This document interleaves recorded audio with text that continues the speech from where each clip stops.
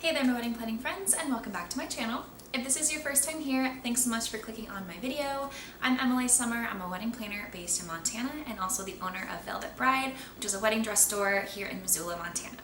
And I make weekly videos on wedding planning tips and advice. So today we're talking all about wedding dresses again, and I wanted to talk about some unexpected factors that can affect the overall cost of your wedding dress and the overall amount that you budget for your wedding dress and wedding attire.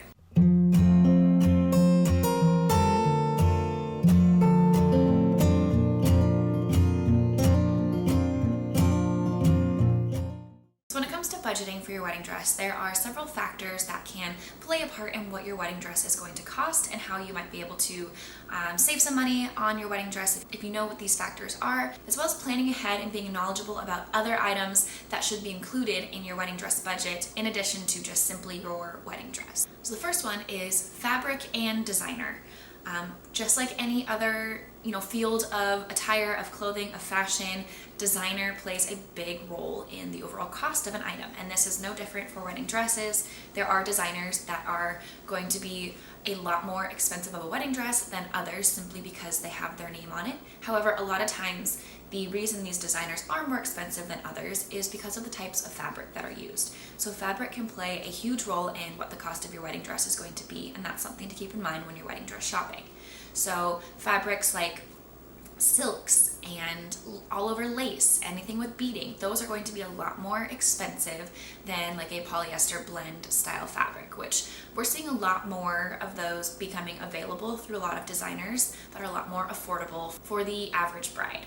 So just keep that in mind if you're looking at dresses. Typically the more intricate a design, if it's fully beaded, if it's got a lot of appliques, if it has a very intricate lace design, that's likely going to be more expensive than more simple styles. Number two, the season can also affect the cost of your wedding dress. So obviously newer styles, current season styles are going to be likely more expensive than things from the past season or two.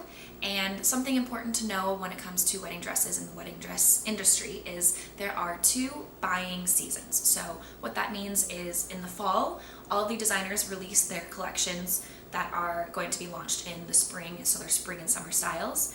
And then in the spring, same thing, designers launch all of their new collection for the fall and winter styles. So there are two times that bridal store owners are purchasing new gowns, and depending on the designer, the actual arrival of these gowns can vary across several months. So while we purchase twice a year, I do a larger purchase in October because we have more spring and summer brides than we do fall and winter brides, and so I do a larger purchase in October. However, I don't receive those dresses in the store until likely February through April. And then the ones that I'm buying in the spring, I usually get in the middle towards the end of summer, early fall. So that's something to keep in mind when you are shopping. Typically, shopping in the summer is actually going to be the most cost effective, likely, depending on where you're at when it comes to wedding dress shopping, as a lot of stores are potentially trying to get rid of old inventory. This is a time a lot of sample sales are happening. So if you're somebody that's really shopping on a budget, shopping in the summer could potentially save you a lot of money on your wedding dress. Winter, on the other hand, you can find a lot of good sales and deals going on, as well as this is when a lot of trunk shows happen. So at least for my store and this region, winter is the most popular time to shop for wedding dresses here, as we're shopping about opposite season of when wedding season is here, and that's when I have a lot of trunk shows. And so during trunk shows, not only are you getting an extra collection of dresses that aren't normally in the store, but I typically run a sale on the entire inventory that I have in the store during these weekends. So that could be a good opportunity for you to save some money as well. Number three, don't forget to include your accessories into your wedding dress or wedding attire budget. I think a lot of people forget about this little factor and it ends up being an extra cost that you didn't budget for initially. So in your wedding dress budget, you should have your wedding dress, obviously, but you also want to consider shoes. You want to consider if you're going to have a veil, a hairpiece, or maybe any other accessories, earrings, if you're going to have a belt, any kind of extra jewelry. All those things should be included into your overall wedding dress budget. On a similar topic, you should also be including alterations. This is one cost that can really sneak up on you, especially if you're not considering it, or if you think that you can find a dress that's going to fit you pretty perfectly and you won't need alterations. Pretty much every single bride needs alterations of some kind, whether those are minimal or if you're adding on sleeves or doing something a little bit more intricate, you're likely going to need some kind of alteration, so just plan for it from the start. And this could be as simple as adjusting a strap, and that's it, just to get it to that perfect fit for you. But also, if you are having a dress that's going to have a long train, you're likely going to want to install a bustle, and you might need it hemmed. And that alone is one of the heftier alterations when it comes to getting that perfect fit for your wedding dress. And you want to make sure that you're factoring in those costs to your overall wedding dress budget, so that, again, that's not a big surprise once you've already purchased your gown and then you have to do these alterations, and it's this extra several $100s that you did not account for. And finally, on a similar topic, the preservation and cleaning of your dress should also be included in this budget.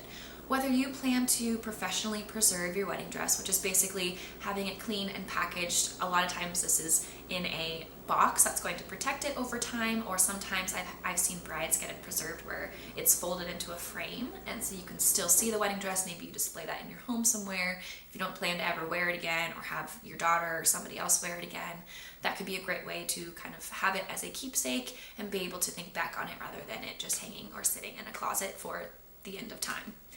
But on that note, you want to make sure you probably want to at least get your dress dry cleaned if you plan to preserve it in any way, as it will likely get pretty dirty on your wedding day regardless of where your wedding location is going to be. And I highly recommend getting it cleaned after your wedding day, just to help with any sort of preservation, whether you're getting it professionally preserved or not. Preservation services can range anywhere from a couple $100s up to $700 or $800. Just kind of depends on where you are, what your dress looks like, what it's made out of, and what you plan to do with the preservation. So just keep that in mind.